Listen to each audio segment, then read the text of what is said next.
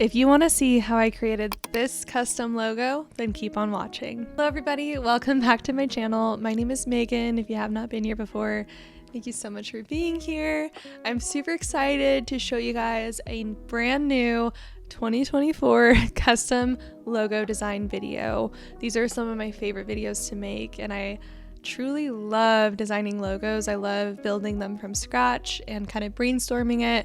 So in this video, I'm going to take you from the first initial phase of the logo design process into actually designing one. So without further ado, let's jump right into it. So my branding process has 4 different phases, but in this video, I'll be touching on phase 1 and phase 2, which is kind of the initial parts of where I begin and how I design the logo. So if you want to see the full brand design process though, I do have a series on my YouTube channel that I'll link right above here.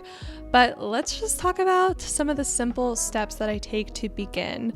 So phase 1 is the brand strategy, and I've changed this over the years. I've kind of learned and found what really is helpful for me and what isn't as helpful, and also what's helpful for the clients as well. So my brand strategy begins with the mood board. I like to go find imagery or illustrations or things that I feel can really represent the brand, and I like to put it all into a mood board so that they can see everything put together in one place. And I also like to include the color palette in this as well so that they can see how the colors accompany the imagery and also accompany like the different logo design inspiration that I find.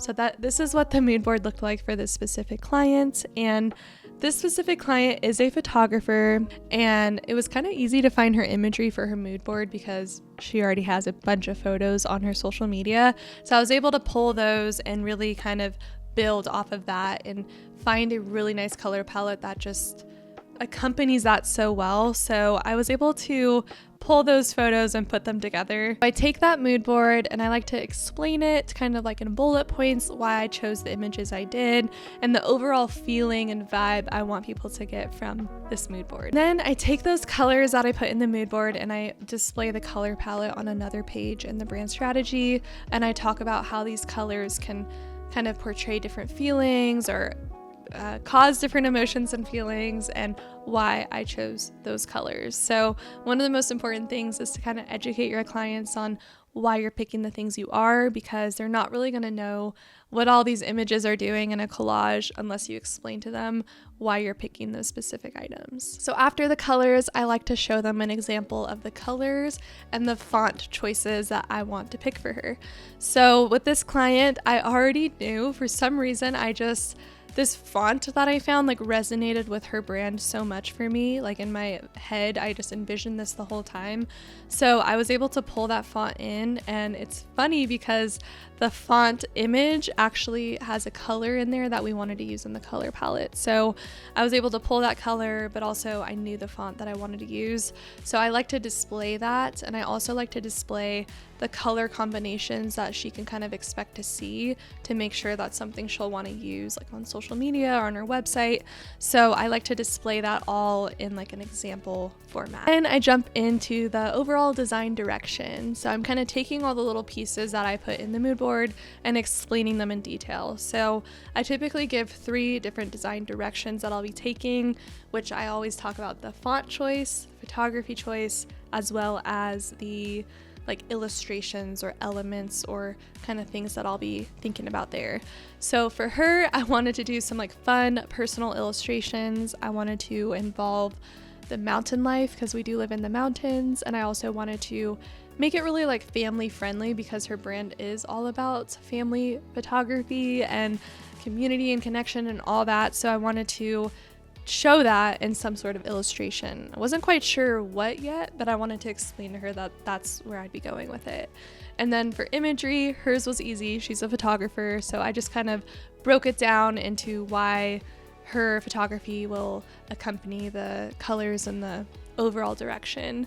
And then for her branding, like I mentioned, I already knew which font I wanted to use, but I wanted to make it really simple and bold. And she did mention in her questionnaire that she didn't want super luxurious looking like cursive and all that kind of stuff. She wanted like simple, easy to read typography. So I explained that in this part of the strategy. And then I jump into the mission statement. This is something that I feel is so important to have because a lot of my clients don't have like a tagline yet. They might be brand new and they don't really know like how to explain why their business is different from others. So I typically will take those answers that they gave me on the questionnaire. I'll take some of the things we talked about on the discovery call and I'll type out my own idea of like a really simple mission statement. Then I actually plug that into an AI tool like ChatGPT and I see what they create for me, whether there's like some fun words in there or like different ways to explain it.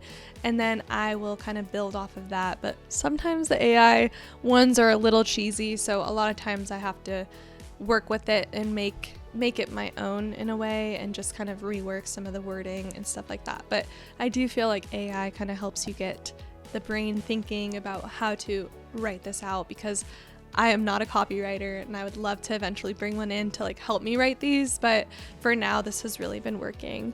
So her mission statement is, my mission is to capture timeless memories through lifestyle and family photography while fostering a sense of connection with my community. So the biggest things to note when doing a mission statement is to explain the why and the how. So I like to think about the kind of like the keyword, the actual product she's delivering, and like the purpose behind that. So when I think about that, I'm able to kind of create a sentence, like a really simple 1 to 3 sentence mission statement. And I do think it really helps because sometimes you can pull those words in there and add it to like one of the primary logo variations. Okay, so those are all the steps I take in the brand strategy phase. Now, phase 2 is the logo designs. So before I jump into logo designs though, I want to get approval on the brand strategy phase to make sure that I'm on the right visual path, that we're on the same page. So I sent that over to her, and I also include a type form for her to fill out and like let me know what she does and doesn't like. And she actually emailed me back some feedback and she liked everything. She even liked some of the colors that were in some of the images. So I pulled some different colors and added that to the color palette. But there wasn't really any changes, so it was time to jump into the logo designs. So I know when approaching logos, it can be kind of scary on like where to begin, where to start, but I always like to start by sketching out on paper.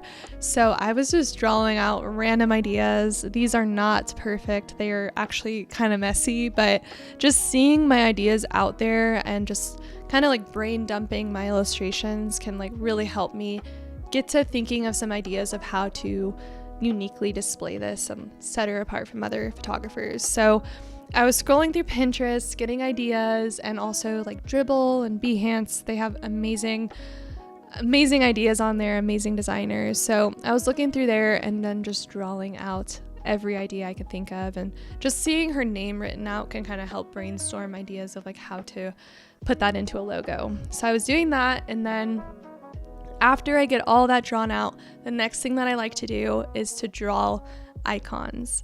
I personally feel that even if we don't use the icons in the logo, they can at least have these for like elements on their social media or elements on their website. So I like to just draw every single illustration I can think of that matches her branding and her personality and her style. So I knew that I wanted to do some camera gear. Of course, I wanted to draw a camera.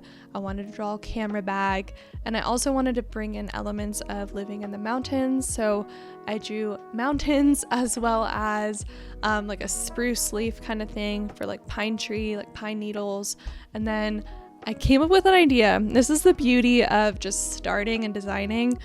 I was trying to think of like some sort of animal or symbol that represents community, because that's like a big thing for her is connection and community. So when I Googled this, I also like had this idea in the back of my head of maybe some sort of animal. I don't know. I knew that I wanted to go in that direction, but I Googled like what kind of animal or insect symbolizes community, and it came up with a bee. And I was like, this can be so fun to involve into her logo. So I also drew out a bee as well, and I figured I could use that in the actual logo itself too.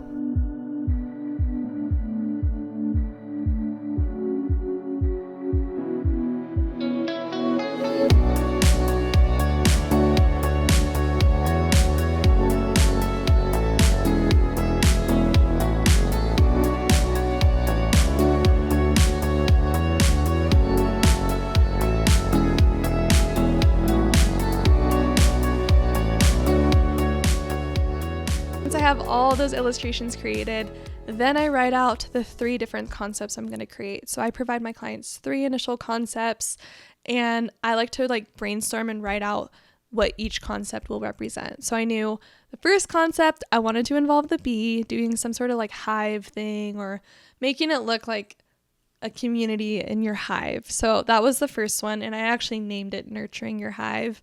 And I explained to her that bees are often used as a symbol of collaboration and community since they work together. So I wanted to create that for the first concept, and then the second concept, I wanted to create something that has to do with like the mountains and a doodle and colorful and a little bit more imperfect looking than the other ones, because I wanted it to be like really like hand-drawn and custom. So I did that. And then for the third concept, my idea was to do some sort of like postage stamp, because I love the postage stamp tattoos. I think they're so cute, and I thought that'd be kind of fun to put into a logo, because a postage stamp is kind of like a symbol of direct connection with your community and your friends and stuff like that. So I wanted to do some sort of cool like stamp looking like submark, but also using that postage stamp and putting it like in the main logo. So those were the 3 concepts I knew I wanted to create, and just having those written out and some doodles created and illustrations created, I'm able to approach the logo much easier knowing which direction I'm taking each concept in. So that's what I did, but I'm gonna let the video roll so you can kind of see how I design. I'll play some good music, and then I'll come back and explain each concept and show you the final product.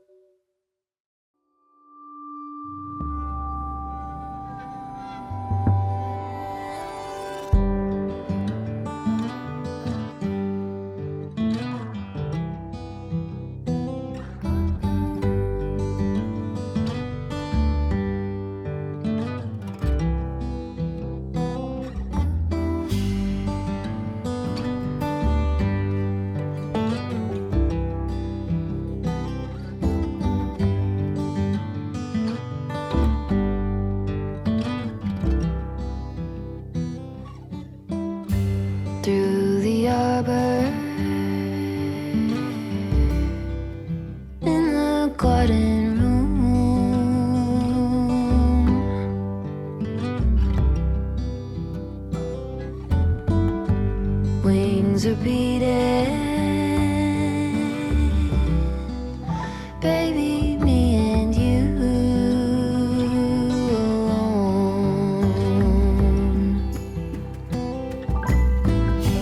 Pencil drawing phases of the moon,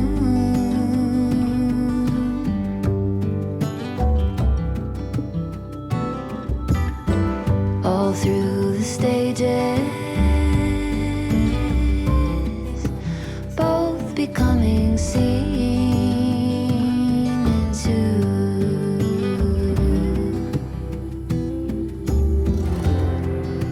Slowly we take on phosphorescence, vivid in the bond, phosphorescence. You guys, I finished designing, and I'll be honest, this did not take just one day. I actually had to come back to it. It took about 2 to 3 days from the actual strategy portion. Well, actually, no, the logo design phase took 2 to 3 days. The brand strategy, usually pretty quick, but doing the actual logo is hard because some days I'm creative and some days I'm not. So I did let the client know that I needed a little more time on this one to kind of just get all my ideas out there. But I have all the concepts. I put them together in a nice presentation so she can see like how the logo looks on top of her photography and just like how we can utilize a lot of the different submarks I created. So I like to present that, this is how it looked when I sent it over. So we have those 3 different concepts. We have the nurturing your hive.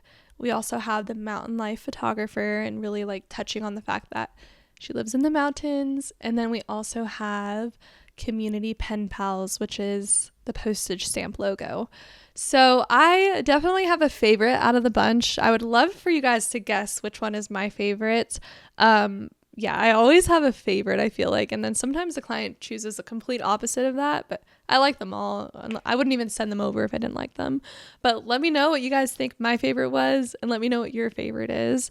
But I'm so excited with how they turned out. I'm really excited to hear what the client says. I haven't heard back yet, but when I do, I will have to let you guys know. But I really hope that you guys enjoyed watching this video. If you did, I would appreciate it if you gave it a thumbs up and subscribe to my channel, and I will see you in my next one.